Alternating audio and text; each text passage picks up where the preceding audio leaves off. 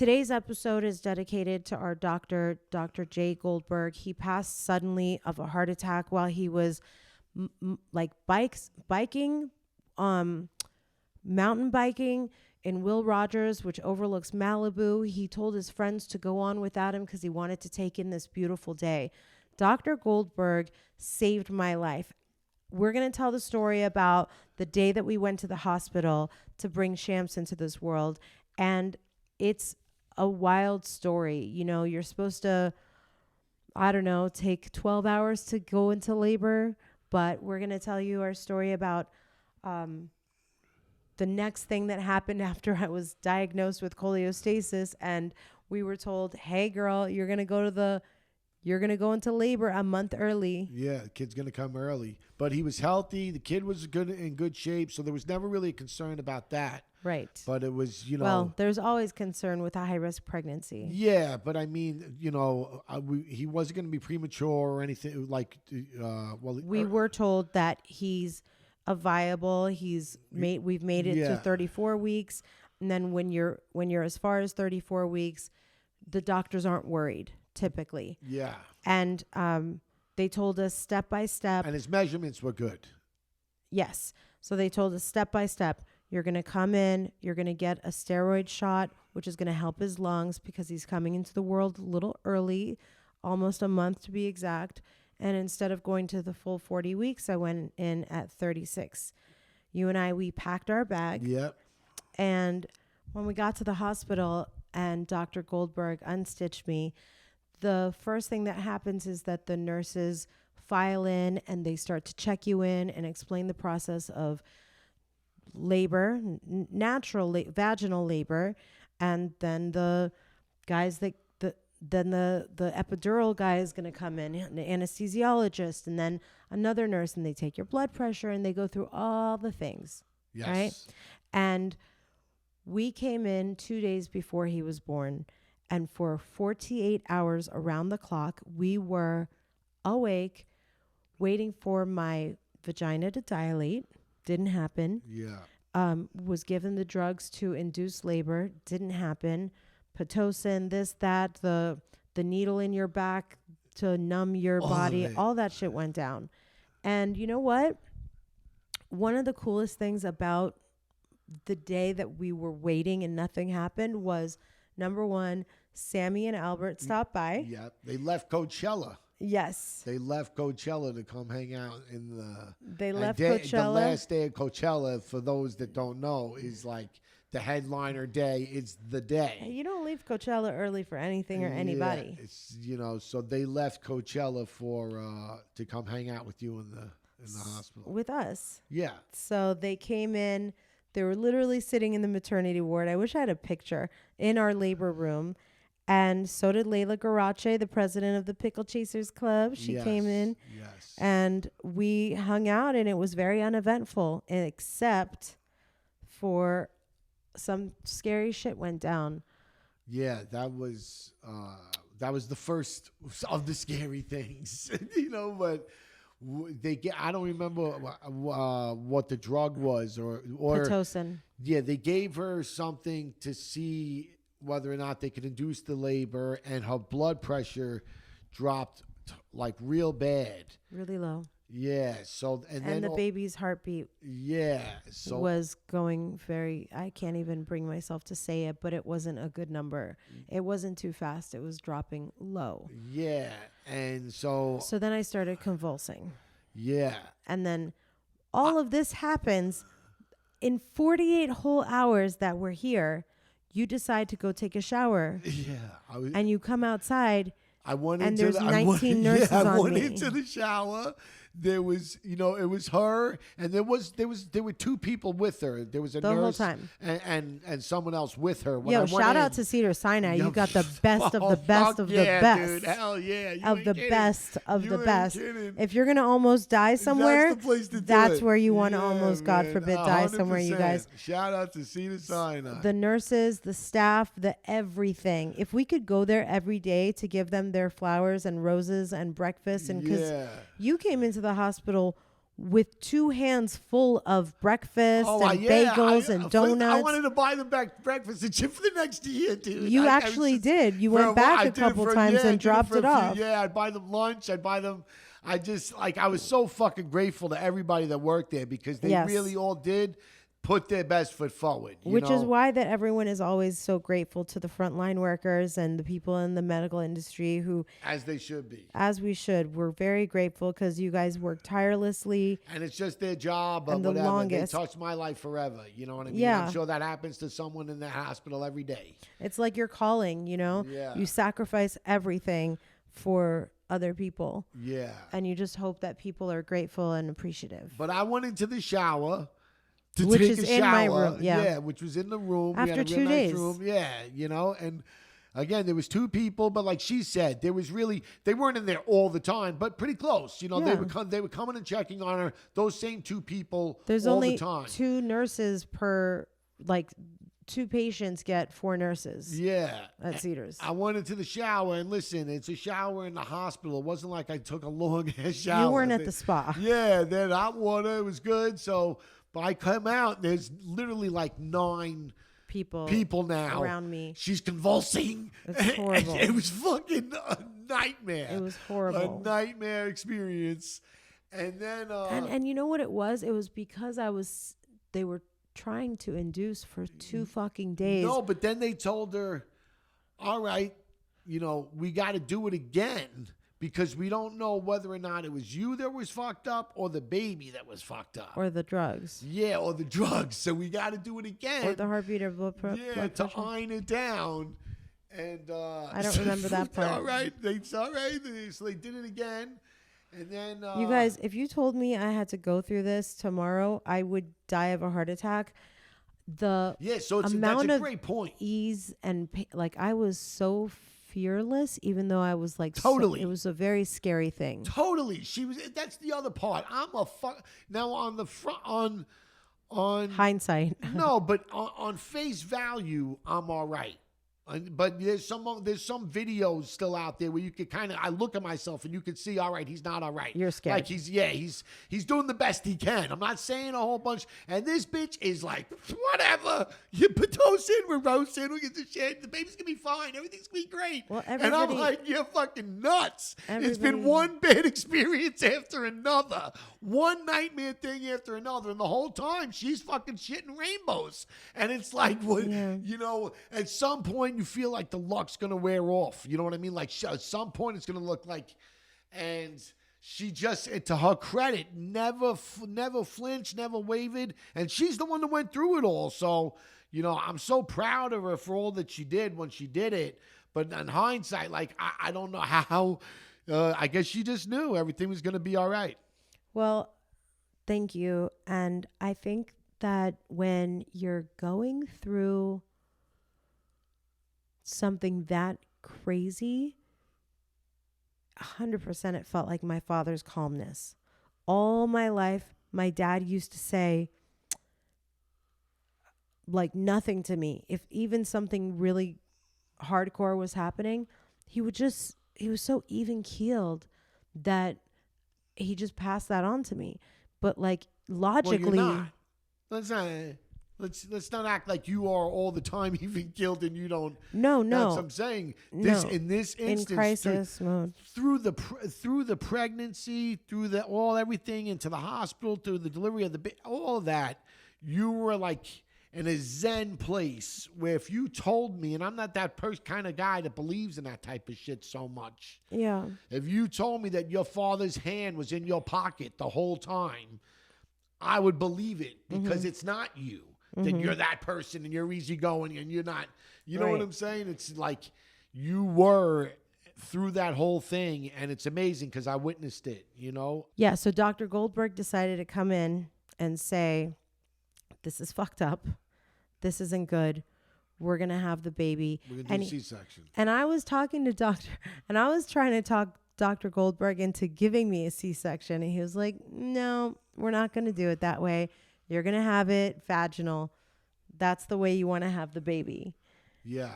And I love that Dr. Goldberg encouraged me to have the baby vaginal instead of C-section.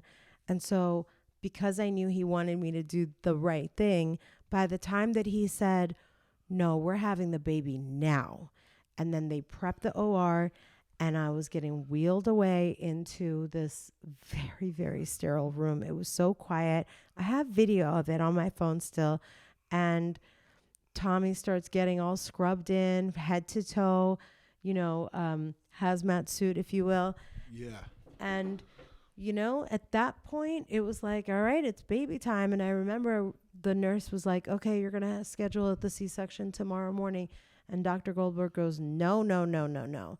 Now, because of the levels of the baby's heartbeat and the blood pressure and all of those dangerous things, which at that point I was very relieved, because I was like, I'm not going to sit here like this for another 7 hours. Like, fuck that. Like, no, I didn't feel, and it didn't even come to that. So here we are.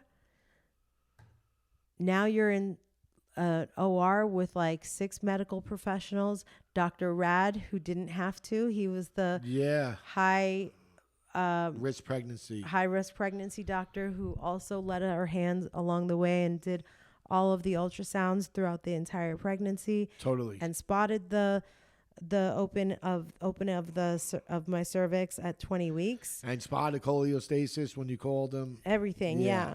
So great doctors, man. We were really, really fortunate. They really were great doctors. So we go into the OR, and now it's very quiet. It's very sterile and serious. Well, no, Dr. Goldberg comes in. He's like, let's lighten this bitch up, man. Let's turn on some music. Let's turn on some music. I had Seeger on. It was, everything was going good. And we had an anesthesiologist above my head. So yes. And I kept complaining that I wanted a pillow. Yes. Don't get down, goose down pillows when you're giving birth. This shit is a sterile stainless steel plate. Yes. Yes. Yes. And 1, 2, 3, honey, the baby came out. We got our pictures. Everyone was happy. And then I hear Dr. Goldberg say, Mercedes, we're going to have to come back in and yeah, well, no. First, you heard the room go, like she said, it went silent. Like got a little serious. There was a positive feel and vibe to the room that all of a sudden that they turned off the music. Yeah, without a word being said, just everybody collectively got real serious, and the whole tenor and tone of the room changed in a pin drop. It goes from Bob Seger in the OR, the baby's out, and then I'm there to get sewn up, and they find out. Yeah, he said, Tommy, cut that music off. Yeah. I got to talk to you, and well, I heard Dr. Goldberg first say to me, Mercedes, I'm going to have to come back in and do a surgery in a couple of weeks. And I was like, no, I didn't say no. I just said, really, just make sure the C-section scar is really small and modest. Yeah. And he was like, okay. I was like, I really like to be naked a lot. He was like, okay.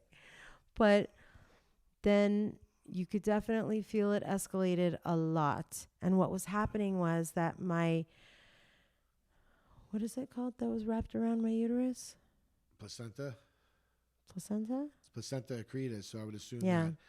Is it placenta? Yeah. I listen, again, this is all terminology. I'm still shell-shocked to this day from the whole experience. You got to understand as what a man, did you see? I'm getting told that this is all going to be the best night of my life. This is going to be the best experience. Wait till you have your kid. It's going to be so fucking great. It's been one fucking nightmare after another.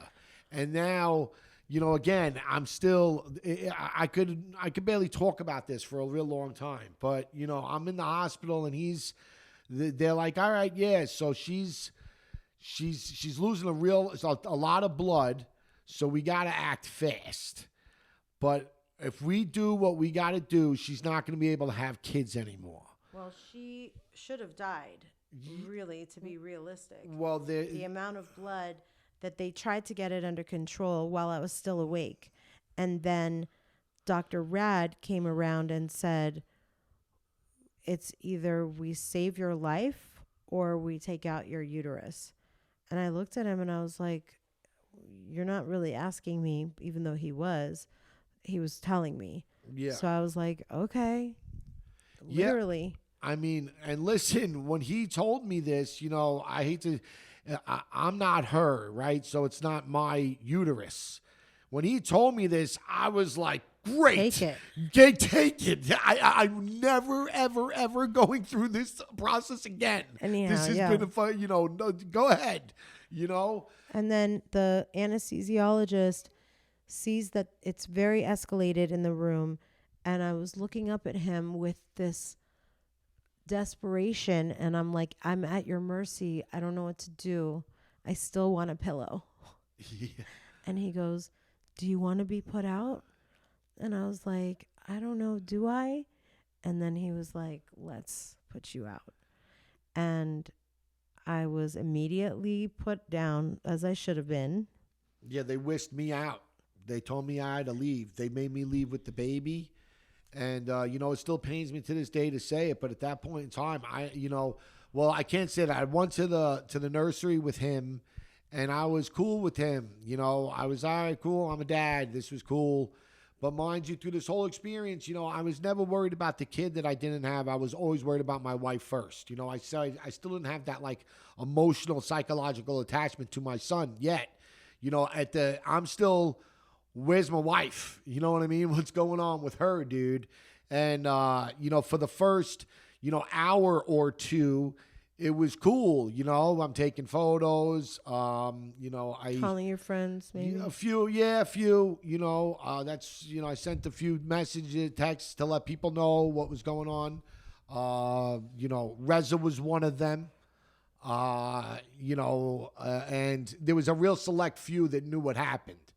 And, but I sat there and had to wait for a while before, you know, anybody came and told me anything. So 2 hours turned to 5, you know, 3 hours, and 3 hours turned to and every hour or every second felt like, you know, an hour, you know, time was moving at, you know, a glacial speed, dude. So you know, no one came and talked to me. So I left my son in the hospital. I wanted nothing to do with him. It pains me to say it now. I really did, or does, because he's the light of my life. He's the greatest thing that ever happened to me. And I feel like, you know, we had to go through all that to get such a great thing. But, you know, at that moment in time, dude, I left him. I wanted nothing to do with him. I went and hung out in my car because we had no room. You know, we were supposed to just go back to the nursery, but now she wasn't going back to the nursery anymore because she was going to have to be going to the ICU. So there was no room, and nobody's telling me anything. And quite frankly, I don't want them to tell me because I want them in the room working on her. So it's just like, you know, and then part of me is like, you know, this is. Well, it was 1 o'clock in the morning. He was born. He was born at 12:50 in the morning. So yeah, this is all late. There's nobody to contact. You know, there's no one in the hospital with me. Like Vida's not there. I can't have Vida there. It would have been a fucking nightmare, dude. So it's just me. And you know, even my good friend, it turned out he was on a plane to come see me, but like he disappeared.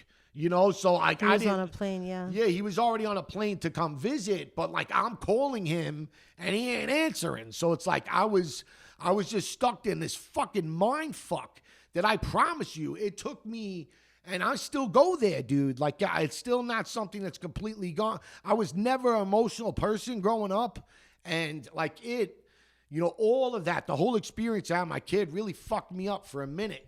And it was supposed to be the greatest experience of my life, and it was a fucking nightmare. You know, then they eventually come down, and they're like, you know, the first time you see her, she's going to look real bad. She's going to look real bad, but she's not that bad. She's just going to look real, real bad. So I'm like, all right, so whatever. I go check her out, and she's, you know, she's got tubes all over her. She's strapped down because, like, they don't want her to wake up and you know, move anything. So they have her strapped down, and she's got tubes all over her. And, I didn't go see Face my... mask. Yeah, I didn't go see my son again for the rest of the night. Oh my God, I can't even. I would. Yeah, he just sat there. That's probably why he doesn't like you as much. I think so. I And think it's he deserved. is, right. But listen, then Sienna came. And when Sienna came, I could split. I could go check on him. So when Sienna came, she sat with you for a little bit. And then I went and I checked on him. And when I come back upstairs, she's up. But not only is she up, she's fucking shaking the bed. For ice chips? She's shaking the bed, bro, like the ultimate warrior. The bed is fucking. I'm like, what the fuck? And she got the tubes in her mouth, so she can't talk, and she's strapped down, so she's fucking just shaking. And Sienna's like, I don't know, bro. I don't know what she wants. And it turned out, yeah, she wanted something like ice chips or whatever. But from the moment she woke up. I was normal. She was normal, dude. She was good. Like that, like any of the shit that just happened didn't happen. It really only happened to me. You know what I'm saying? So it was like, I still wasn't, again, to this day, I'm still fucked up from the whole experience of it. You know what I mean? But it's a very, very sad, crazy, horrible thing, We tried But it gave me a beautiful thing. Like I said, it's real tough. That even that first year, that first birthday, I would still just think about that experience. And I just wanted to get to a point in life that I don't, you know what I mean? When I associate that with his birthday. And this year, for the first time, I can honestly say I didn't think about it at all when it was his birthday. And I assume, the more time goes on, that's how it'll be. But like it was... him coming into this world was not a great thing for me. And now, like, I don't even know what would do if I didn't get to see his face. Like, I don't even know, sometimes I just have to go look at him. You know what I mean? And I couldn't even imagine that now. But then I was so, like, I was so, like, I know this idiot. I was mad at her. Because it was like the whole time she's telling me things that don't worry. It's going to be great. Don't worry. Everything's fine. And I'm like, it's not. You know what I mean? And I kept waiting for the other shoe to fall, and then it fell. And it was just, then it's like, did I bring it on? You know what I mean? Did I make this happen? Or then you start doing like soul searching and all the shitty things you've done in your life. Ooh. Like I said, man, it was... You thought you brought your bad luck onto me. Oh. God forbid. Yeah, man. It was a real terrifying night. And that's why I'll always be indebted to those doctors. And I thought they deserved, Jay, I only met him it's not like we hung out anytime, ever. But, you could just tell, I've always been able to get a good read on people. It's one of the... Oh, he's the best. It's one of the talents I have, and he's a good guy. That guy was a good guy, and the world is a worse place with him not in it. Yeah. Well, when you bring up Sienna, I remember opening my eyes and seeing Sienna sitting in the chair right next to the ICU bed, and I was motioning to... No, of course, nobody could understand what the fuck I'm saying except her. And so she gives me a pen and paper, and I try to write what I want. Your hands were still, strapped to the gurney. Something, yeah. Yeah, because they don't want you to rip the tubes out if you wake up and pull them out. Yeah. So I'm scribbling this nonsense on a piece of paper, and then Sienna transcribes it like that. She just goes, she wants ice cubes. Yes. She wants water. Yes. And the doctors, they'd come in and they'd be like, you can't have any. We don't want you to aspirate and die. And I was like, bruh. Yeah, that's cool. But can I have ice chips? Can I just have one drop of water? Can I have 2 chips? Can I have 3 chips? I just want water. That was... So then my mom comes into ICU. Well, yeah, no, then I had to... That was one of the other experiences going through the night, too, because in my mind, I'm like, I'm going to have to tell Vida, because, again, not to, put the juju out there, but I'm like, all right, she's going to die. I'm going to be stuck with this kid that I didn't even want, that she wanted. Now I got the kid. What am I gonna do? I can't stay in LA. You're know what I'm making saying? plans. The You're kid making wouldn't plans. survive a month out here with me alone. I got to go back to New York where I have friends and I have Support system. I have a support system. I have people that are parents that can help me. What am I going to tell Vida? Because Vida right away is going to think I somehow murdered you. That this is somehow my fault. I somehow convinced the doctors to kill you so that I can have the baby and go back to New York. Okay. So that's a thought process. She could come with you. No, I understand, but I'm just saying that was something that was going on in my head before, I was told, once you woke up. Now, once you wake up, now it's like, all right, now I could call her. Now I could call her and tell her, and I took a picture. I had the picture, so I sent her a picture of the baby. So she knew the baby was here. And she was like, that's, who's that? You know what I mean? Is that grandson? And it was like, yeah, that he's here. How are you? It was like you weren't that good, but you're awake now, so she could come visit. She could come see you. I was able to come see you, and then how long was it before it was almost a full other, because they snuck you in, correct? I don't want to get anybody in trouble, but didn't they sneak you in? You weren't supposed to be able to see the baby yet. So no one's she hadn't held her baby yet. All this work that she went through, all this shit she did, she still hadn't even had a chance to hold her kid yet. And he'd been alive for, almost a full day, dude.